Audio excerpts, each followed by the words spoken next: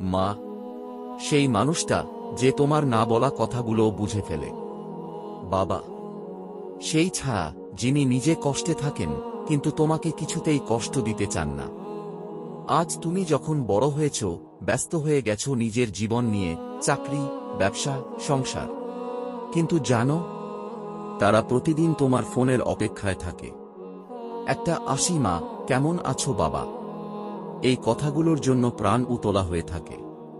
তুমি যেদিন তাদের কথা ভুলে যাও, সেদিন তারা আর কাউকে কিছু বলে না, শুধু নিঃশব্দে কাঁদে। আর একদিন যখন তুমি ফিরে তাকাও, তখন হয়তো খুব দেরি হয়ে গেছে। তখন শুধু একটা ছবি, একটা কবর, আর অঝোর কান্না।